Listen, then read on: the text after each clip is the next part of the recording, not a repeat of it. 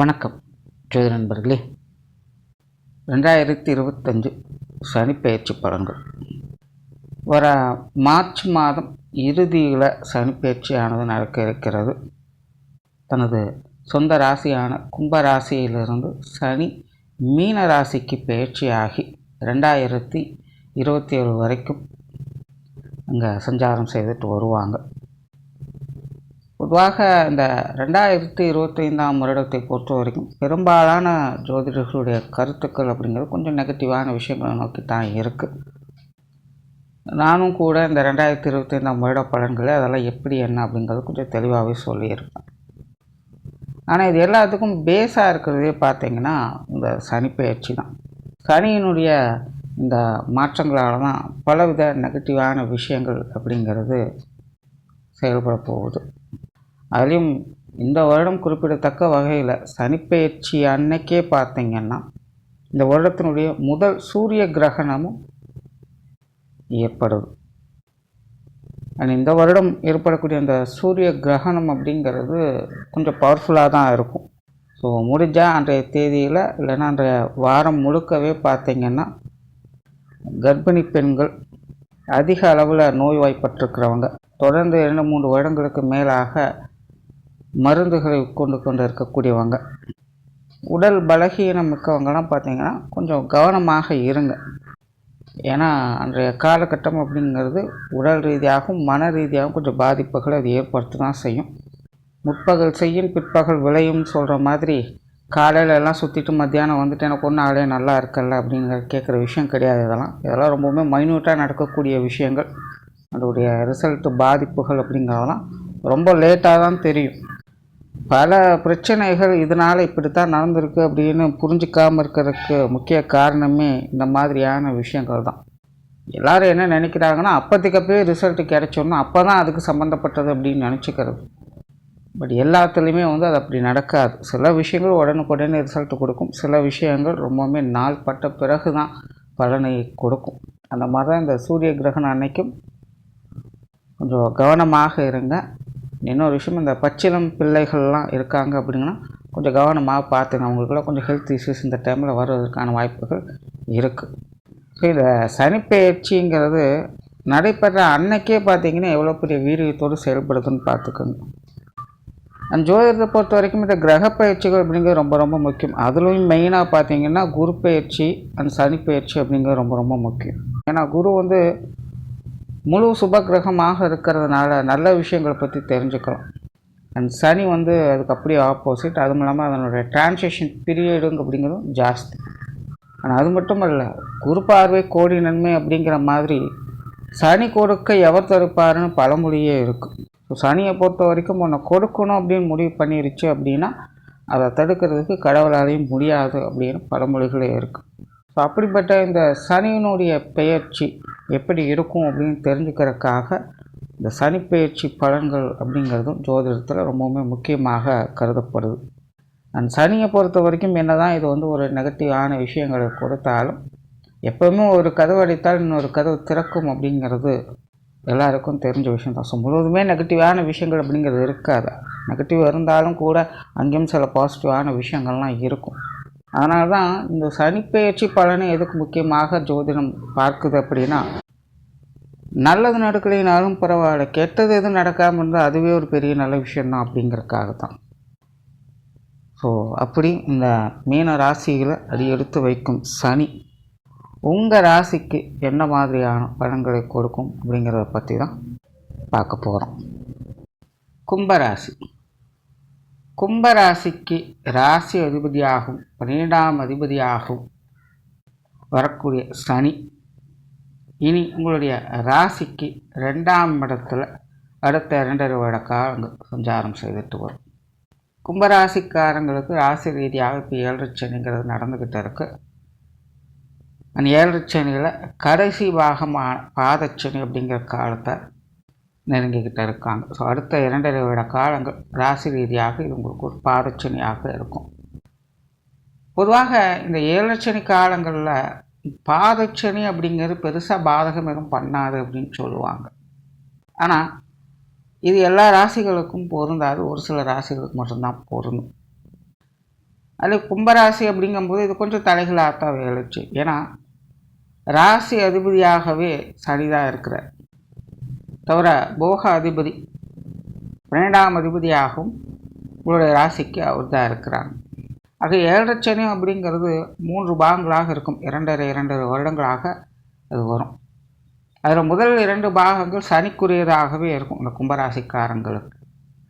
அதனால் இந்த முதல் பகுதிகளில், மத்திய பகுதிகளில் சனியுடைய பாதிப்பு அவ்வளவாக இருக்காது. சுட்டாலும் பொண்ணு தான் அப்படிங்கிற மாதிரி வாழ்க்கையில் கஷ்ட நஷ்டங்கள் இருந்தாலும் உங்களுடைய நிலைகள் வெற்றியை நோக்கி தான் இருக்கும். உங்களுடைய தேவைகள் நிறைவேறி கொண்டு தான் இருக்கும். மெயினாக இந்த 7.5 சனி அஷ்டமச்சனி காலகட்டங்களில் தான் கும்பராசிக்காரங்களுக்கு அவங்களுடைய வாழ்க்கையில் மாறுதல்கள், முன்னேற்றங்கள் போன்ற விஷயங்கள் அமையும். நிறைய நாட்களாக அவங்க எதிர்பார்த்திருக்கக்கூடிய விஷயங்கள், வாழ்க்கைக்கு தேவையான சில முக்கியமான காரியங்கள் அப்படிங்கிறதெல்லாம் இந்த 7.5 சனி காலகட்டங்களில் தான் அவங்களுக்கு பூர்த்தி அடையவே செய்யும். நிறைய பேருக்கு இந்த காலகட்டங்கள்லாம் புதிய வேலை வாய்ப்புகள், தொழில் வாய்ப்புகள், வீடு வாகன அமைப்புகள், அவங்களுக்கான திருமண காரியங்கள், குழந்தைகளுக்கான திருமண காரியங்கள் அப்படின்னு லைஃப்பில் அவங்களுடைய வயது நிலைகளுக்கு ஏற்ப ஒரு அப்கிரேடேஷன் மாதிரியான சில விஷயங்கள், அடிப்படை தேவைகள் பூர்த்தடையக்கூடிய சமாச்சாரங்கள் அப்படிங்கிறதெல்லாம் இந்த 7.5 சனி காலகட்டங்களில், அதுவும் முக்கியமாக இந்த முதல் 2 பாகங்களுக்குள்ள தான் நடைபெற்று வரும் இந்த கும்பராசிக்காரங்கள். பட் ராசி ரீதியாக என்னதான் இருந்தாலும் இது 7.5 சனி அப்படிங்கிறதுனால லைஃப்பில் ஒரு அப்கிரேடேஷன் இருக்கும். ஆனால் மனசில் திருப்திங்கிறது இருக்காது. ஏன்னா நிறைய மாற்றங்கள் இருக்கும். எது சரி தவறுன்னு புரியாது, குழப்பமாக இருக்கும். என்னடா நினச்சி இவ்வளோ நாள் சும்மா இருந்தோம், எல்லோரும் நம்மளை பார்த்துட்டு இருந்தாங்க. ஆனால் இப்போது ஒரு லெவலுக்கு நம்ம வந்துட்டோம், நம்மளை யாருமே கண்டுக்க மாட்டேங்கிறாங்க, ஏருக்கு மாறாக பேசிக்கிட்டு இருக்கிறாங்க, எல்லா விஷயங்களும் ஆப்போசிட்டாக போய்கிட்டு இருக்கே அப்படிங்கிற மாதிரியான ஒரு குழப்ப நிலைகளுக்கு இந்த காலகட்டங்களில் தள்ளப்படும். ஸோ 7.5 சனியோட தாக்கம் அப்படிங்கிறது மன ரீதியாக ஒரு குழப்ப நிலைகளுக்கு தான் அதிகம் கொண்டுட்டு போகும். ஏன், எதுக்கு, எப்படி அப்படிங்கிறத தான் அதிகமாக யோசிப்பாங்க. மற்றவங்களுக்கெல்லாம் கஷ்டகாலமாக இருக்கும், ஒன்றும் செய்யவே முடியாது, வாழ்க்கையில் என்ன நினச்சாலும் பிளான் போட்டாலும் அது வேலையே செய்ய முடியாத அளவுக்கு பிரச்சனைகளை கொடுத்துக்கிட்டு இருக்கும். ஆனால் கும்பராசிக்காரங்களுக்கு அப்படி இல்லை. அப்போ தான் முக்கியமான காரியங்கள் அப்படிங்கிறதெல்லாம் அவங்களுக்கு சிலருக்கெல்லாம் முயற்சி பண்ணாமலே கைகூடுவதற்கு கூட அந்த டைமில் வாய்ப்புகள் இருக்கும். சுயஜாதக அடிப்படையில் ரொம்ப நாள் ஆசைகள்லாம் அந்த காலகட்டங்களில் அவங்களுக்கு பூர்த்தி ஆகும். ஸோ இது வந்து கும்பராசி குறித்தான ஒரு ஸ்பெஷல் அப்படின்னு சொல்லலாம். பொதுவாக கும்பராசினோட அமைப்பே பார்த்திங்கன்னா கொடுத்து கெடுக்கும் அப்படிங்கிற நிலைகளாக தான் இருக்கும். ஸோ முதல்ல அவங்களுக்கு கிடைச்சிடும், அப்புறம் தான் அதில் பிரச்சனைகள் அப்படிங்கிறத பார்ப்பாங்க. ஸோ அப்படி தான் இந்த 7.5 சனி காலகட்டங்களிலும் அவங்களுக்கு விஷயங்கள், காரியங்கள் ஆனது மாறி மாறி போய்கிட்டு இருக்கும். அப்போ இப்போது 7.5 சனியோட கடைசி பாகமான பாதச்சனி அப்படிங்கிற காலகட்டம். ஸோ இப்போ தான் அவங்க வந்து கொஞ்சம் கவனமாக இருக்கும். ஏன்னா முதல் 5 வருடங்கள் அப்படிங்கிறது எப்படி சமாளிச்சிட்டிங்க. ஆனால் கடைசி கட்டத்தில் இப்போ சனி தன்னுடைய சொந்த வீட்டை விட்டு வேறு இடத்துக்கு போகிறாங்க. அப்படிங்கும்போது சனியினுடைய முழு வீரியம் அப்படிங்கிறது நடைபெறும். இந்த 5 வருடங்களாக உங்களுடைய வாழ்க்கையில் நடந்த மாற்றங்கள் எல்லாம் உங்களுக்குரியதா இல்லையா அப்படிங்கிறது அடுத்த 2 வருடத்தில் நீங்கள் பார்த்துக்கலாம். இதெல்லாம் சரியாக தவறா, இதெல்லாம் எந்த அளவுக்கு உங்களுக்கு ஒத்து போகும், ஒத்து வராது அப்படிங்கிற மாதிரியான பல கேள்விகளுக்கு அடுத்த 2 வருட காலங்கள் உங்களுக்கு பதில் சொல்லும். பொதுவாக இந்த பாதச்சனி காலங்களில் சனி விட்டுட்டு போகும், கொடுத்துட்டு போகும்னு சொல்லுவாங்க. மேலே கும்பராசிக்காரங்களுக்கும் அப்படி தான். இந்த 2 வருட காலங்களில் உங்களுக்கு என்ன கொடுக்குதா அதுதான் இனி அடுத்த உங்களுடைய வாழ்க்கையின் நிலைப்பாடுகள். இதை வைத்து தான் இனி உங்களுடைய வாழ்க்கையில் என்னென்ன மாதிரியான நிலைகள்லாம் வரும், நீங்கள் என்னென்ன மாதிரியான விஷயங்கள்லாம் ஈடுபடுவீங்க அப்படிங்கிறதெல்லாம் நிர்ணயம் பண்ண போகுது. அதனால் மற்ற ராசிகளுக்கு இந்த பாதச்சனி அப்படிங்கிறது பெருசாக எந்த ஒரு இதுவும் கிடையாது, அதை பொறுமையாக இருந்தால் போதும் அப்படிங்கிறது தான் நிலை.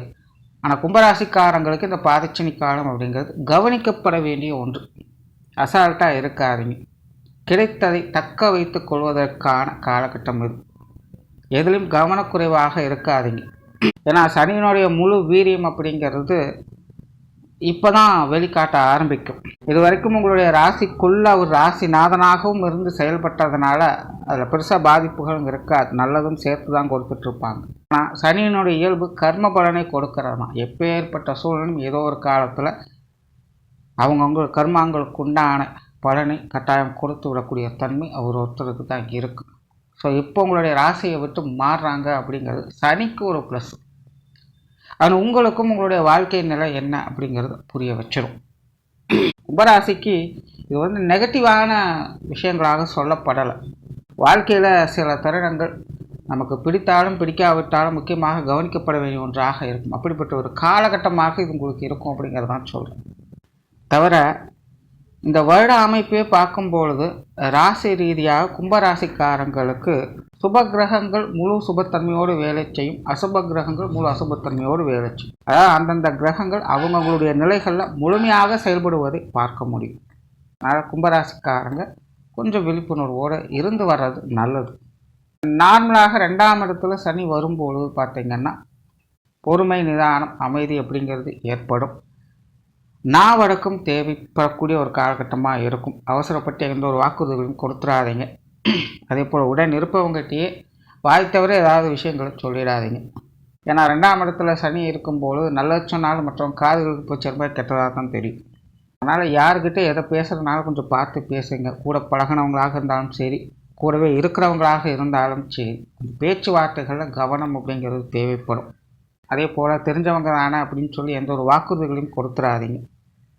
தொழில் வேலை உத்தியோக நிமித்தமாக ஒரு சாதகமான அமைப்புகளை எதிர்பார்க்கலாம். நிறைய பேருக்கு இந்த காலகட்டங்களில் தொழில் மாற்றங்கள், வேலை மாற்றங்கள் போன்ற விஷயங்கள்லாம் அமையும். நீண்ட நாட்களாக சரியாக எந்த ஒரு வேலையுமே கிடைக்க மாட்டேங்குது அப்படின்னு ஃபீல் பண்ணுறதுக்கு தான் பார்த்தீங்கன்னா இந்த டைமில் தான் ஒரு புதிய வாய்ப்புகள் அப்படிங்கிறது கைக்கு கிடைக்கும். ரொம்ப நாளாக ட்ரை பண்ணிக்க ரிஸ்க் எடுத்துகிட்டே இருக்கேன், ஆனால் எதுவும் அமைய மாட்டேங்குது அப்படிங்கிறதுலாம் இந்த 2ஆம் இடத்துல சனி வரக்கூடிய காலகட்டங்களில் பார்த்திங்கன்னா அதெல்லாம் பூர்த்தி அடையும். பட் 2ஆம் இடத்துல சனி இருக்கும் பொழுது என்ன பிரச்சனைனா கடுமை எச்சை பலனை எதிர்பாராதே அப்படிங்கிற மாதிரி தான் இருக்கும்.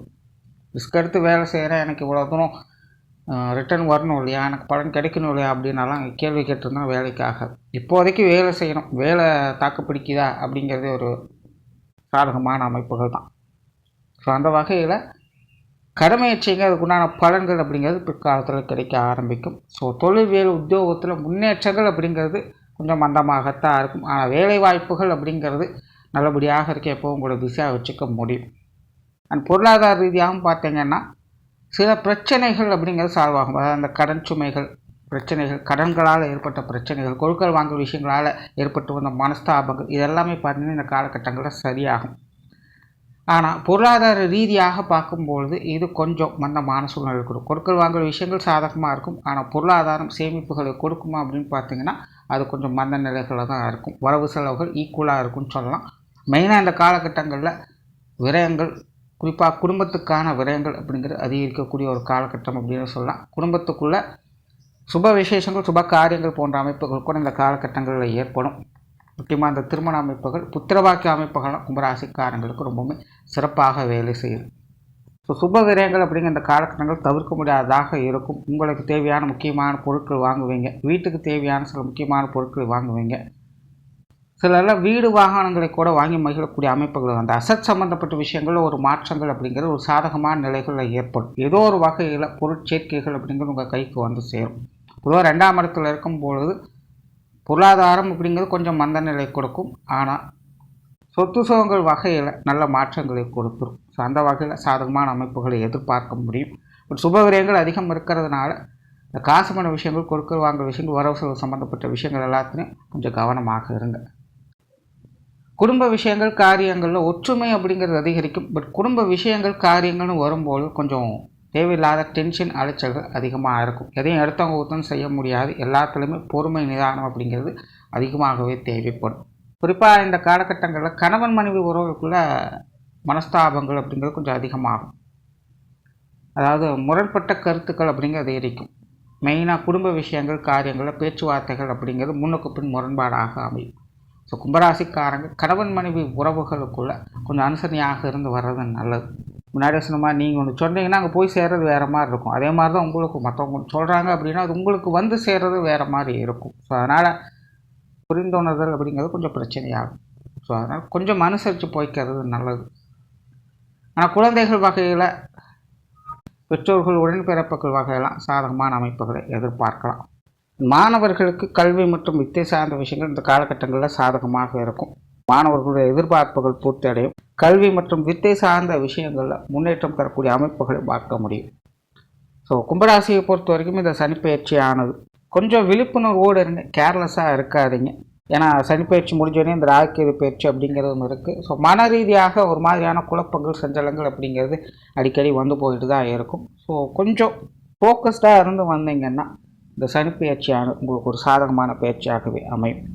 நன்றி, வணக்கம், வாழ்க வளமுடன்.